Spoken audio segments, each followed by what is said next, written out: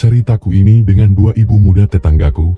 Ini adalah pengalamanku ketika istriku memutuskan untuk pergi merantau ke luar negeri, untuk merubah perekonomian keluargaku. Saat itu umurku 23 tahun.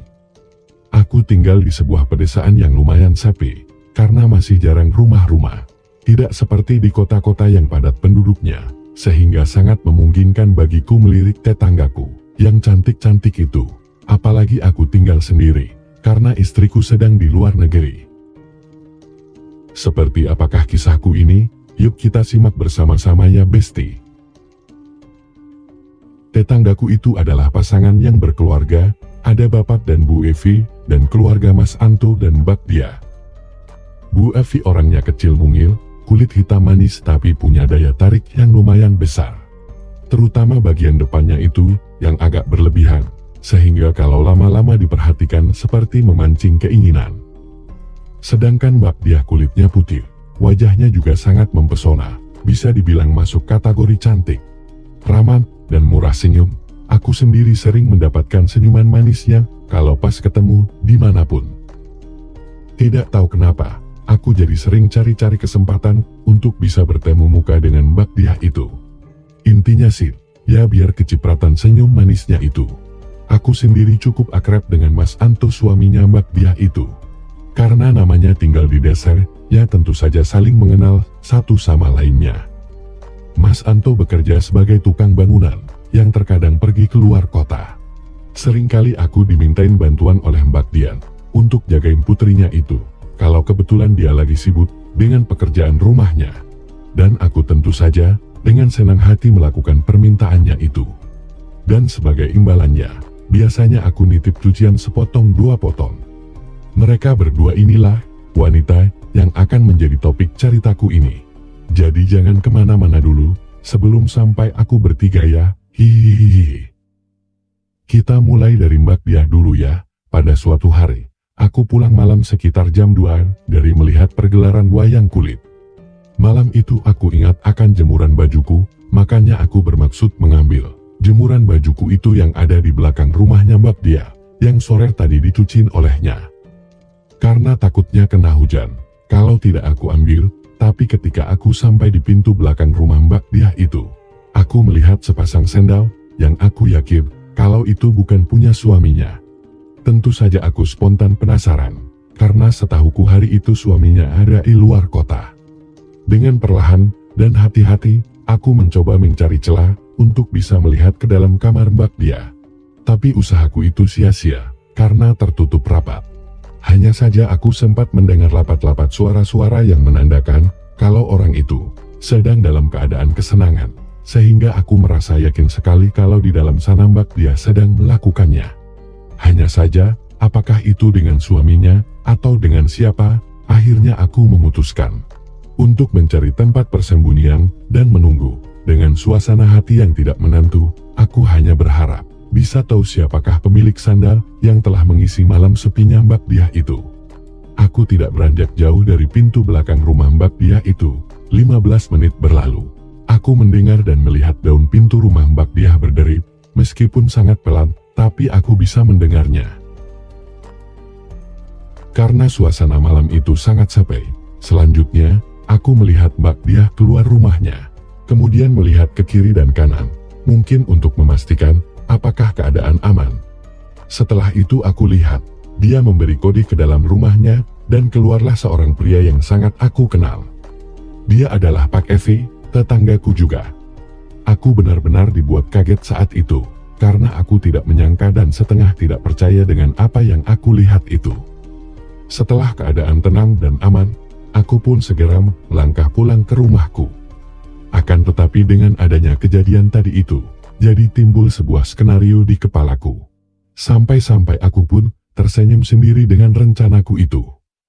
Keesokan harinya, seperti biasa aku telat bangun, maklum semalaman begadang. Masih terbayang dalam ingatanku, peristiwa semalam, dan rencana apa yang telah aku susun. Aku pun dengan bersemangat segera bangun, dan langsung menuju ke rumah Mbak Dia. Aku berharap bisa ketemu dengan Mbak Dia, tapi aku harus kecewa. Tidak apalah, masih banyak waktu, gumamku dalam hati. Aku tidak akan menyerah begitu saja. Aku pun bermaksud membuang waktu dengan berjalan-jalan, sekalian melihat keadaan tetangga-tetanggaku. Aku pun merasa heran, karena aku tidak melihat Bu Evi di rumahnya hari itu. Selanjutnya aku memutuskan balik lagi ke rumah Mbak Diah, dan duduk di depan rumahnya. Selang beberapa saat kemudian, aku lihat Mbak Diah datang, rupanya dia habis belanja di warung. Mas Hadi, sudah lama, sapa Mbak Diah dengan ramah seperti biasanya. Iya Mbak, Mas Anto masih di luar kota Mbak, tanyaku balik pada Mbak Diah. Iya, Mas Anto baru juga 2 hari berangkatnya, jawab Mbak Diah menerangkan. Oh iya, Mbak Diah apa tidak ada acara nyuci hari ini? Aku mau nitip, ucapku berbasa-basi. Boleh, tapi entar ya abis masak, tapi jagain Endah ya. Sip, sahutku. Aku pun mengambil alih Endah dari Mbak Diah. Aku setelkan dia film kartun kesukaannya dari YouTube di HP-ku. Maka Endah pun menjadi asik sendiri dengan HP-ku itu. Selang beberapa saat kemudian, aku segera beranjak mencari Mbak Diah. Inilah saatnya memulai rencanaku. Perlahan aku dekati Mbak Diah. Pada saat Mbak Diah melihatku, aku segera memberi kode agar dia mendekat. Mbak Diah pun melangkah menghampiriku. Maaf, semalam aku melihat sesuatu di sini, bisikku. Aku sengaja membuatnya terkejut, dan reaksinya memang seperti yang aku harapkan. Mbak Diah pun lebih mendekat padaku. Lihat apa Mas? Mbak Diah ikutan berbisik. Ada deh, pancingku. Seketika itu juga, merah pada muka Mbak Diah. Tetapi dengan segera, dia bisa menguasai dirinya. Selanjutnya dia kembali berkata, nanti saja ya diomongin lagi, bisiknya. Sip, sahutku sambil mengangkat jempolku. Aku pun spontan memulai hayalanku, karena aku yakin akan mendapatkan sesuatu yang enak-enak dari Mbak Diah. Pikiranku pun melayang sedemikian jauhnya, sampai-sampai tidak sadar aku tertidur di ruang tamu rumah Mbak Diah. Mas Hadi, bangun Mas. Aku pun terbangun dari tidurku. Dan yang pertama aku rasakan adalah perutku yang minta diisi. Kulirik jam yang ada di dinding, rupanya sudah jam 2:30 sore. Pantesan lapar, batinku. Ya Mbak, ada apa? Tanyaku. Ayo kita makan dulu, Mbak masak lebih kok. Pasti Mas lapar kan? Ucapnya dengan tersenyum manis.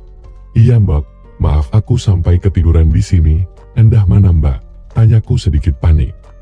Endah lagi tidur di kamar, sahutnya. Berarti sudah aman ya? Ucapku sambil mengedipkan mata.